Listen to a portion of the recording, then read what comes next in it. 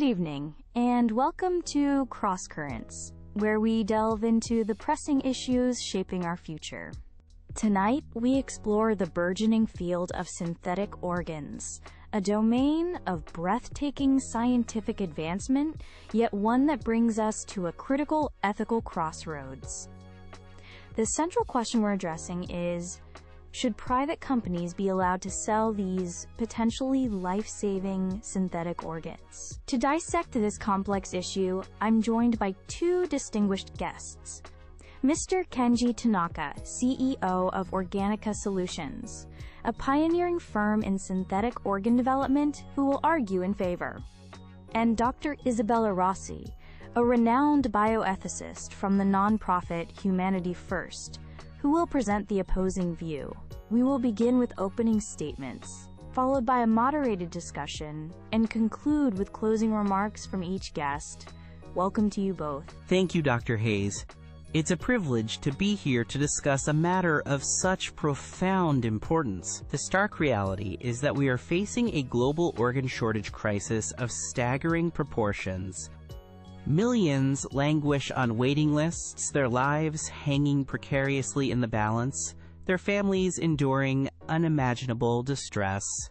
Synthetic organs, developed with the ingenuity and dynamism that the private sector fosters, offer not just hope, but a tangible solution to eradicate these waiting lists entirely. At Organica Solutions and across our industry, private companies are the engines of this revolution. We invest billions into cutting-edge research, attract the brightest scientific minds, and navigate complex developmental pathways with an agility often unachievable in other sectors. This isn't merely about technological prowess. It's about a commitment to alleviating suffering. We envision a future where a diagnosis requiring an organ transplant is no longer a death sentence, but a manageable condition. The commercial imperative, often viewed cynically, is precisely what fuels this rapid advancement. It incentivizes innovation, efficiency, and the relentless pursuit of breakthroughs that will ultimately save millions of lives. Furthermore, the development of a robust synthetic organ industry will stimulate economic growth, create highly skilled jobs, and position nations at the forefront of biomedical advancement.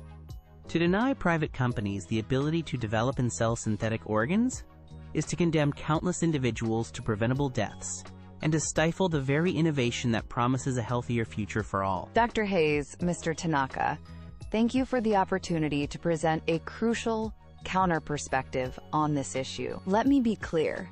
The potential of synthetic organs to save lives is undeniable, and the scientific endeavor behind them is commendable. However, the unbridled commercialization of these organs by private entities presents profound ethical and societal perils that we ignore at our own risk. My primary concern revolves around equitable access. If synthetic organs become just another commodity traded on the open market, will they be available to all who need them, or will they become a privilege reserved for the affluent? The very notion of putting a price tag on a synthetic heart or liver raises the specter of a two-tiered healthcare system, where the wealthy can purchase life, while the less fortunate are left behind. This is a morally untenable prospect. Furthermore, we must confront the risk of commodifying the human body. While these organs are synthetic, their purpose is to replace integral parts of our biological being. Does treating them as commercial products devalue human life itself, reducing it to a collection of replaceable, marketable parts? There's also the danger of exploitation. In the race for profit, will corners be cut in research? Will vulnerable populations be exploited for material sourcing if certain biological components are still required, or in clinical trials? The promise of innovation must be tempered with unwavering ethical vigilance. The pursuit of profit cannot be the primary driver when dealing with technologies that touch the very essence of human existence. Mr. Tanaka, Dr. Rossi has underscored the critical issue of equitable access. If Organica Solutions successfully develops a life-saving synthetic organ, what specific mechanisms would prevent it from becoming an exclusive privilege for the affluent? a vital question. We're planning robust insurance partnerships, needs-based tiered pricing, and a dedicated philanthropic foundation to ensure accessibility isn't solely dictated by wealth. Furthermore, history shows that mass production and market competition, elements the private sector champions, significantly reduce costs over time, broadening availability. Mr. Tanaka, your proposed mechanisms are noted. However, the fundamental conflict remains: a corporate fiduciary duty to maximize profit versus the societal imperative for equitable access to life-sustaining treatments. Philanthropic efforts, while noble, rarely address the scale of systemic inequality, and relying on eventual market-driven price reductions offers little solace to those who need these organs imminently. This underscores the ethical argument for considering such advancements as public goods, ensuring that survival isn't determined by purchasing power. Let's transition to regulation and safety. Dr. Rossi, given the complexity of synthetic organs, what are your chief concerns if private enterprises dominate their development and distribution regarding safety and oversight? The race for market supremacy could inadvertently lead to rushed development timelines, potentially compromising exhaustive long-term safety evaluations. We must guard against this. Moreover, there's the risk of corporate lobbying diluting stringent regulatory standards. The long-term biocompatibility and durability of these complex devices require uncompromising, independent scrutiny, free from commercial pressures. Mr. Tanaka, Dr. Rossi voices significant concerns. How can the public be assured of the safety and efficacy of organs developed by a for-profit company like yours? Public trust is non-negotiable. Organica Solutions is committed to exceeding all regulatory mandates. Our internal safety and testing protocols are exceptionally rigorous, involving extensive preclinical and clinical evaluations. Frankly, our company's reputation and long-term viability depend entirely on the impeccable safety and efficacy of our organs. Any significant lapse would be devastating. Competition also drives higher safety standards, not lower, as companies vie for trust. Dr. Rossi, you've raised the issue of quote-quote commodification. Could you expand on the ethical anxieties surrounding the idea of buying and selling synthetic body parts and its potential societal impact? The concern is that assigning a market value to organs, even synthetic, subtly alters our perception of human dignity. It risks objectifying the human body, viewing it as an assemblage of replaceable, marketable components. This could erode the intrinsic value we place on human life itself, distinct from economic valuation. There's a philosophical line regarding the sanctity of the body that commercialization, regardless of intent, might cross, setting precedents for other human modifications. Mr. Tanaka, how does Organica Solutions address this profound ethical argument that commercializing synthetic organs might devalue human life or lead us down a problematic path?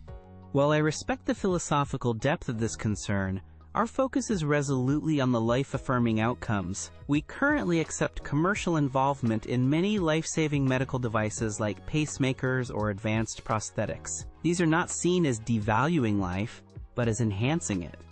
Synthetic organs are an extension of this principle.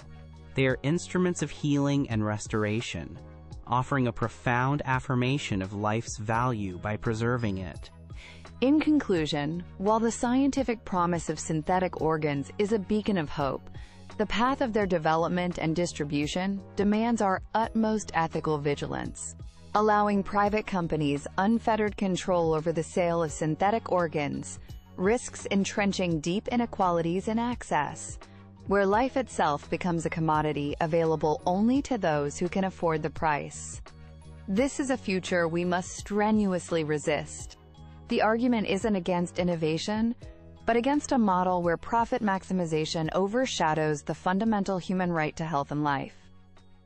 The potential for exploitation, whether in research, development, or pricing, cannot be dismissed when commercial interests are paramount. We must ask ourselves, what societal values do we prioritize? I advocate for a more cautious, human-centered approach. perhaps through robust public-private partnerships where ethical oversight is stringent and non-negotiable, or even fully public initiatives for such critical technologies. The question before us is not merely about technology, it's about the kind of society we aspire to be, one that champions equity and human dignity above all. Let us choose that path with wisdom and foresight. Thank you.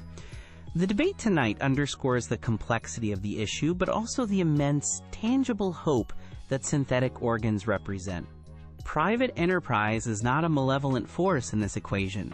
It is a powerful engine for the rapid innovation and scalable solutions that this crisis demands.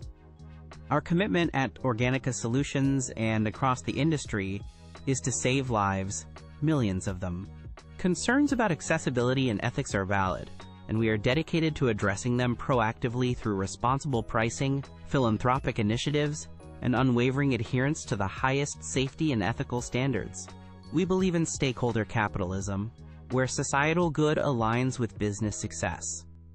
To unduly restrict or impede the private sector's involvement would be to slow down the availability of these life-saving technologies, thereby condemning countless individuals to continued suffering and preventable death. It would stifle the very dynamism that brings such breakthroughs from laboratory to patient. We envision a future where no one dies waiting for an organ. This future is achievable, and private companies, working responsibly and ethically, are indispensable partners in making it a reality for all humanity. Mr. Tanaka, Dr. Rossi, thank you both for an exceptionally stimulating and insightful debate. You've articulated the profound complexities surrounding the commercialization of synthetic organs with great clarity and conviction. Mr. Tanaka has championed the innovative power of private enterprise to address the urgent organ shortage, emphasizing life-saving potential and eventual accessibility. Dr. Rossi has compellingly urged caution, highlighting critical ethical concerns regarding equity, commodification, and the paramount importance of human dignity. It's clear that balancing rapid technological advancement with robust ethical frameworks is one of the defining challenges of our time. The questions raised tonight merit deep and ongoing reflection from us all. Thank you to our audience for joining us on Cross Currents. Good evening.